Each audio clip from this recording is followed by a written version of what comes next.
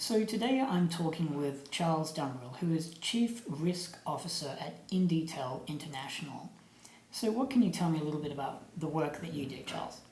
We help Canadian companies that are working overseas in the extractive industry, providing risk assessments and security services to them as they're working overseas. A lot of them get an opportunity and see a great deposit, but don't understand the risks above ground that they need to keep an eye on. Mm-hmm. And so a risk that has been in the news a lot and is never really far from the news is artisanal mining. So artisanal mining can be legal or illegal depending on the jurisdiction. It can be referred to as artisanal or informal mining. A basic yardstick is that it's mining activity carried out outside of commercial operations. Would you say that that's a fair definition, Charles? And what would you describe artisanal mining as? Yes, I would describe that as what you've mentioned.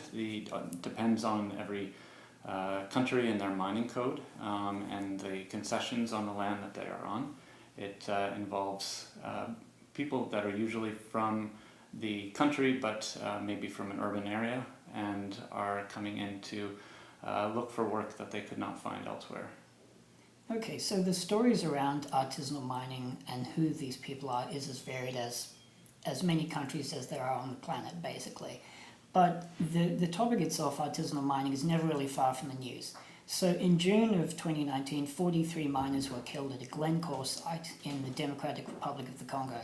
In July, a Newmont security guard was found dead on a mining site in Ghana. In the same month, an indigenous leader in Amapá state in Brazil was killed by illegal miners. And then in August, an informal miner was shot dead by police at an IAMGOLD site in Suriname. So there's quite a bit of conflict between artisanal miners and basically whoever they come into contact with. Is this what the relationship is always like, or is it just been a bad summer? It had a history of ups and downs. It seems that there's a lot of media attention on a lot of the incidences that have happened over the summer of 2019, and it will continue on because it is a very complex issue. Mm-hmm. And so these events can have real impacts on commercial operations. So just as an example, the DRC government announced it was sending in troops to clear out illegal miners, and Glencore immediately implored the government to act within human rights regulations, while for IAMGOLD, they were forced to suspend operations at their Rosabelle mine, so that was the mine where the informal miner was shot, while they sought to re-establish security. And the company also revised its guidances downwards due to the disruption and laid off more than 300 contract workers. So these are just some of the more visible effects that we can see from the other side of the world. What are some of the effects that artisanal mining can have locally? So I'm thinking environmentally and economically and for communities themselves. Certainly, it is from the environmental side, it has quite an impact. There was a study for 15 years from 2000 to 2015 in the Amazon that showed an impact of illegal mining covering the same area as the state of Oregon and devastating the land. And it's not an area where it can be easily have a reforestation in the program in it, because it does spoil the land, the soil, and really gets into the rocks, the water system, and can really devastate the area. And so this was just in Brazil? This was in the Amazon in general, Amazon. so Okay. All the countries that have the Amazon part of it. Mm-hmm. And so what about economically? So obviously these miners they're looking for something. They're looking for the minerals themselves, and they're looking to make a better life for themselves. What is the profile of an artisanal miner in say Africa or the DRC? These illegal and artisanal mining tend to be mostly male employees that are perceived as being operating a get-rich-quick scheme. However, a lot of them seem to be subsistence farmers that are skilled laborers from urban areas. They're living in a home that in an urban area, and maybe they're a young man that has no opportunities in that major city. They're being kicked out of their home. They maybe started a young family and they need a livelihood to be able to support themselves. And what sort of numbers are we looking at? How many artisanal miners around the world? Recent estimates believe that there's approximately 100 million artisanal miners globally, which is 10 times more than the large-scale mining industry. Right, so there's certainly a large group of people that the industry is going to have to interact with. Yes, with you mentioning Glencore and having the military come in, there were 20,000 artisanal illegal miners that were evacuated from the area. Oh, wow. And so these mine sites where just the stories that I've mentioned, they can reveal a lot about what artisanal miners are going for. So the sites were copper, cobalt and gold.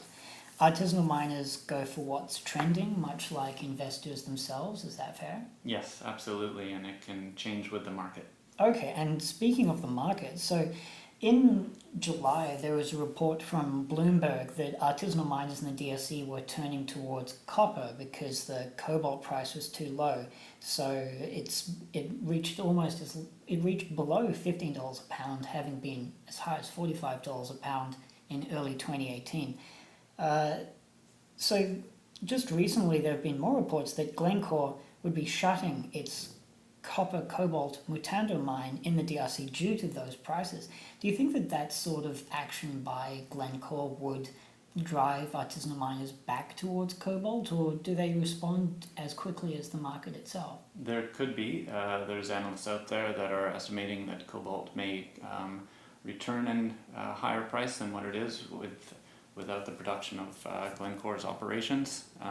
As you mentioned earlier, with the cobalt prices tumbling, artisanal output of cobalt could drop 70% this year, as everyone on the artisanal side is moving more to the copper mining.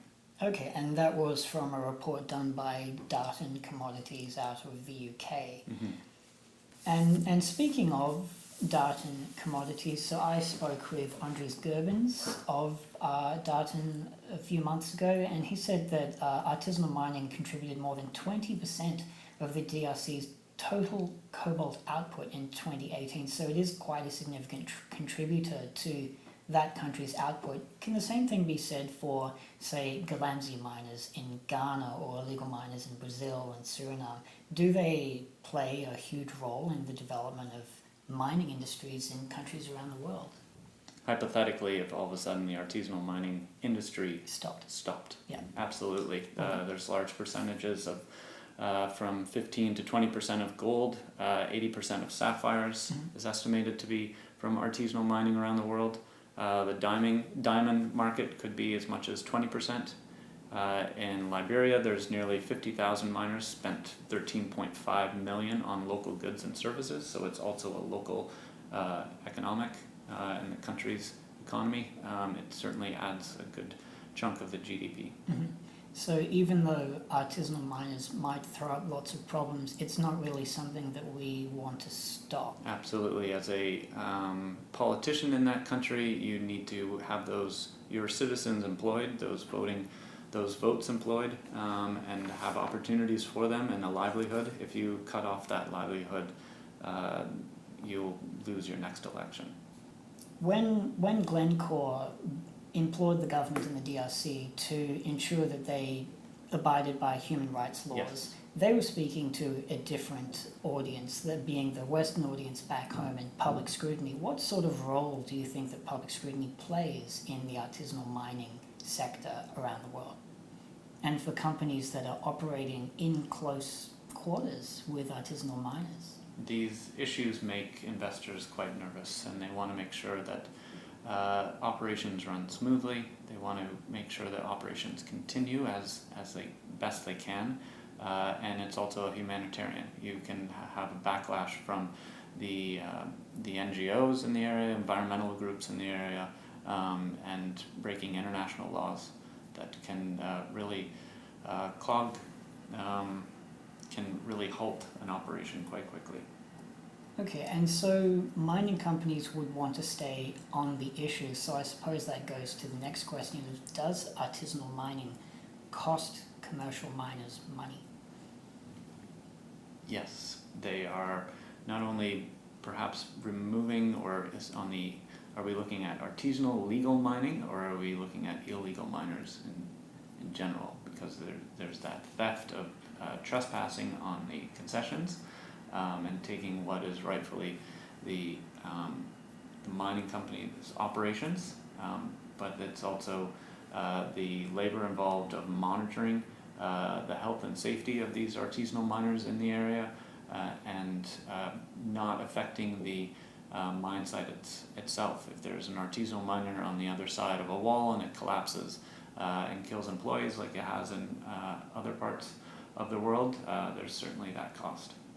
So obviously it's quite a complex problem. What would you say are some of the solutions that the commercial mining industry, or some of the activities that the commercial mining industry needs to engage in order to solve some of the issues brought up by artisanal mining that we've talked about? There is no sustainable solution for this problem. You need to look at it from a multi-pronged approach, and it's quite elaborate in the mining management plan for that operation. Security needs to detect and prevent and implement deterrence, while also providing genuine trust and legitimacy within the community of that mining operation. Large-scale miners need to deliver socioeconomic development by helping provide formal, appropriate technical assistance and technology so they can do the appropriate artisanal small-scale mining operations. They should also help promote alternative industries that would be able to provide equal pay for those. So there have been solutions in the past that have not worked, where they've offered employment to whether it's a factory or a farm or another opportunity that isn't in mining, and the people still return to the artisanal or illegal mining because there is more revenue from that they can generate.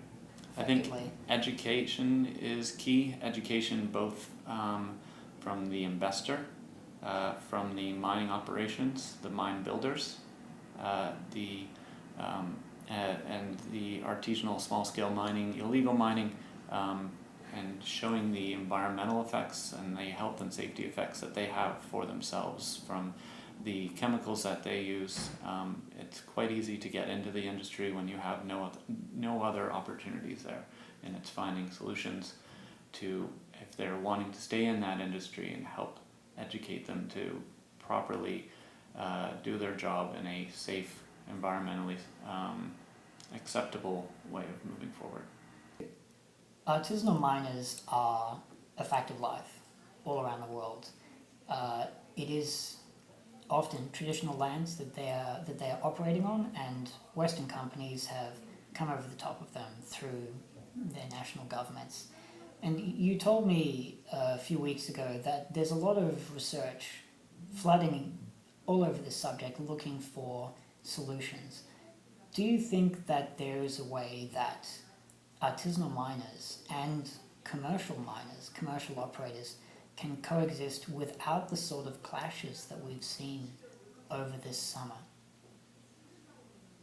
I'm hard to be a pessimist, but I consider myself a pessimist, an optimist that worries a lot. And I am hopeful. There is no simple answer or one size fits all. It's very complex. It's looking at the poverty issue in the country. It's looking at employment opportunities in the country. It's looking at the livelihood and the culture of that country, but also how to detect and prevent and implement deterrence, but also that providing that genuine trust and legitimacy between the community and the mining operation. So that was Charles Dumbrille, who is Chief Risk Officer at IN-D-Tel International, a Vancouver-based consultancy focused on mining. As mentioned, artisanal mining is a topic that pops up quite often in the mining industry. You can read more coverage by the Investing News Network on our website at investingnews.com. Our most recent feature on the subject was published on the 1st of August, and it's titled Mining for Riches, the Problem with Artisanal Mining. You can find us on LinkedIn and Facebook under Investing News Network, and follow us on Twitter at INN_resource. I'm Scott Tibbles. Thanks for listening.